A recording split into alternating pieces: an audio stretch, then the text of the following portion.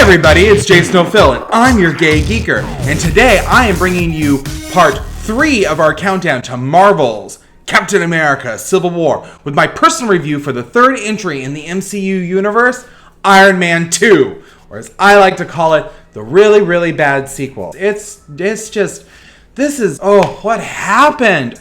Iron Man was such a huge success. We had Iron Man, we had the Incredible Hulk, and then we had Iron Man 2. Everything should have worked into a melting pot. It's just kind of a mess, outside of some really cool action sequences. First of all, can we talk about Mickey Rourke? I know that he was just off his nomination for The Wrestler, and this was the first movie role that he accepted after having such a huge career resurgence. He's never really a threat. That whole thing with the parrot is really annoying. I just wanted somebody to wrap those goddamn electrical beams around him and kill him. And then you have Sam Rockwell playing the second villain. Basically, all he's doing is trying to be like the anti-Tony Stark. He's selling weapons, and it's just confusing. I don't think it works. The one part of this movie that it does get correct is the recasting of Rhodes. I'm a Don Cheadle fan. I'm so happy that Terrence Howard was such a difficult mess. Don Cheadle kind of, as I said, rocks. We also had the introduction of Scarlett Johansson as Black Widow. If you don't know the history of what happened, Emily Blunt was originally offered the role of Black Widow. She had a 2-picture option with 20th Century Fox,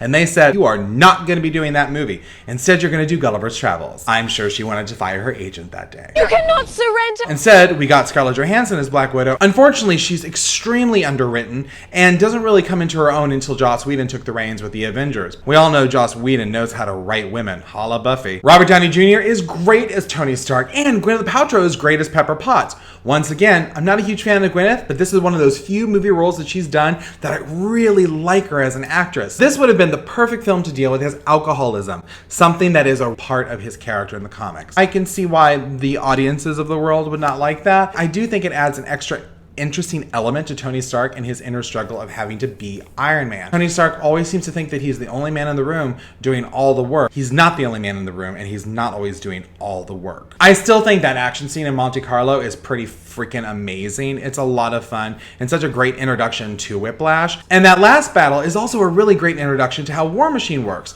The problem with that last battle is it's done better in Iron Man 3. This was one of those movies that after The Incredible Hulk and now with Iron Man 2, I personally was really worried about the MCU. Little did I know how wrong I was going to be. All right, everybody, I'm Jason O'Phil, and I'm your gay geeker, and that's my personal, really quick review for Iron Man 2. Don't forget, we're going to be leading up to Marvel's Captain America Civil War every single day here, right on this channel. So if you haven't already, like, subscribe, follow, I don't know, do it all. And if you have any questions, leave them in the comments. Hey, don't forget, it doesn't matter if you're gay or straight, we're all born geeks. See you next time.